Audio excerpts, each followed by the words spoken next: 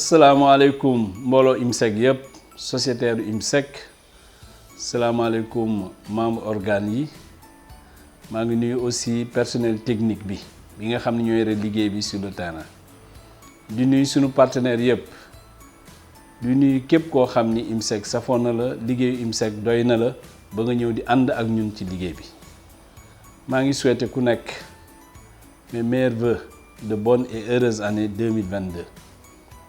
2021 nag ñun ñëpp ñu ngi fàttaliku liggéey bi metti woon na waaye nag ràññee nañ ci événement boo xam ni bu am solo la muy célébration 20 ans au IMSEC. célébration bi nag célébration sunu liggéey la ñun dañ ñëwoon ñun IMSEC li ñu liggéey ci Sénégal ci ñaar fukki at yi dañ koy wane ñëpp teg ci seen bët wane bi nag wane li baax wane li nga xam ni war nañ ko améliorer partager ko pour mën ci génne loo xam ni day gën a rafetal suñu liggéey loolu moo doon waxtaan wi nag am na solo trop ñëpp ci jàpp personnel bi jàpp nañ ci élus yi jàpp nañ ci partenaires techniques et financiers aussi jàpp nañ ci moo tax ñu gis loo xam ni masuñu ko gis fii ci viwu IMSEC masuñu mën naa wax ni sax ci biir secteur la microfinance li IMSEC def ñëpp a ngi koy tudd ñëpp a ngi koy ràññale di wax ni IMSEC kat leadership am mi ngi gën a feeñ loolu tamit dañ ci sant ku nekk ci yéen bu doon yëfu benn nit du sotti yëfu mbooloo la ñu yëkkateendoo di dóorandoo loolu mooy li am solo te loolu la ñu gis loolu la ñu wane ñun ñëpp yoon woowu nag waruñu ci teggi suñu tànk ndax loo def mu jig la bul ko bàyyi nañuy jàpp l'unité l'union fait la force loolu la ñu wax ñun personnel technique bi ñun élus yi lu ñu jàppandoo dóorandoo ko nañ ci génn mënuma nag aussi di wax célébration bi réussite bi nga xam ni dafa wane mobilisation dafa wane unité dafa wane innovation parce que innovation la ñu indi mobilisation réseau des femmes yi nag moom macha allah yéen jigéen ñi macha allah IMSEC fu mu woote yéen a fay jëkk yéen a fay mujj li ngeen liggéey gis nañ ko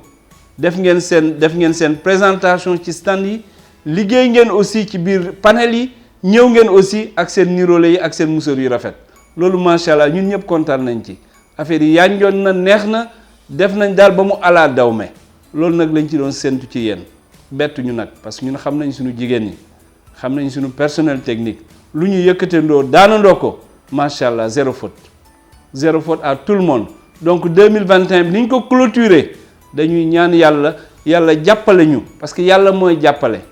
bu la yàlla jàppalewul doo dem yàlla na su borom jàppale ñu dugg ci 2022 bi ak jàmm ak salaam génn ci aussi ak jàmm ak salaam liggéey bi ñuy xaar 2022 liggéey bu metti la ndax dañ ne boo yëkkatee baar bi ba ci kaw waroo dellu ginnaaw ñun waratuñu dellu ginnaaw ci lépp lu ñuy def dëkk bi yëpp ñu ngi ñuy xool IMSEC foo tourné ci Sénégal ñu ngi naan IMSEC donc loolu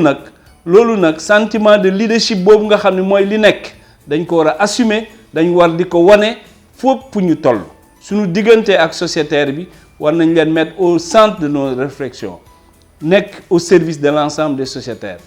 suñu sociétaire nag buñ ko waxee ñi ci gën a ràññale mooy jigéen ñi ci gën a ràññale mooy ndaw ñi ci gën a ràññale mooy baykat yi ak ñi nekk ci aviculture ñi nekk ci monde rural bi ñun nag loolu dañ koy assumer loolu la ñu gëm waruñu génn ci li ñuy wax microfinance ñun microfinance la ñu gën mooy servir ñin ñi nga xam ni ñi ngi ci suuf mënu seen loxo jotul seen ginnaaw te banques yi dañ leen ragal te ñooñu nag ñàkk tedd la ñun ñooñu la ñu gëm àndal pour tabax réseau IMSEC 20 ans yi neex na ren dugg nañ ci beneen année muy 2022 année boo xam ne année de défi la ndax li gën a metti mooy yéeg ci kaw waaye nag yéeg ci kaw yomb na mais toog fa moo jafeñ donc loolu nag dañu war a ñaax personnel bi yëpp ñu xam ni dañu war a toog ca kaw toogaat fa ba 20 ans yi bu ñu koy célébrer waat xëy na sax man du ma fi fekk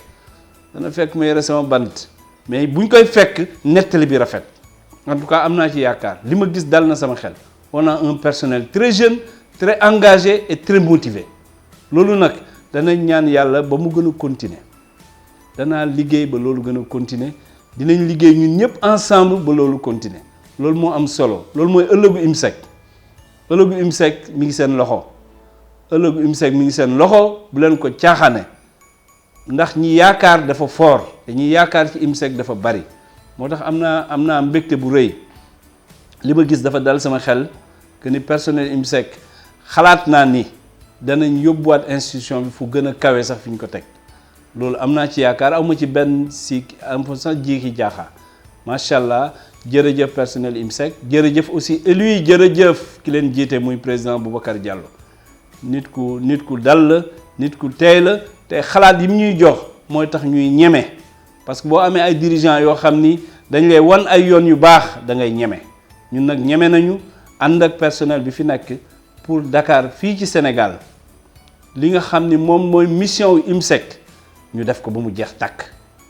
duñ ci dellu ginnaaw partenaires yi pare nañ pour jàppale ñu ñun ñoo ci des ci liggéey bi am naa yaakaar ni 2022 dinañ gën a prouver surtout bu ñu demee ba nga xam ni dañuy évaluer waat à mi-parcours suñu plan d'affaires xoolaat nag li ci bon ñu defaraat li baax ñu gën a taxawal parce que loolu rek moo ci des loolu moo ci des 2024 suñu objectif yépp war nañ ko atteindre loolu bu ñu ko atteindre xel dana dal pour ëllëgu IMSEC. J'ai particulièrement apprécié la mise en œuvre de l'adage qui dit que l'union fait la force. Nous avons montré notre force. Nous avons montré ensemble notre unité. Et il faut féliciter aussi, il faut pas l'oublier, les collègues du secteur de la microfinance qui étaient présents, qui étaient venus massivement. Le secteur de la microfinance, dans sa totalité, a partagé avec IMSEC la célébration de ses 20 ans. Nous avons eu l'honneur aussi d'avoir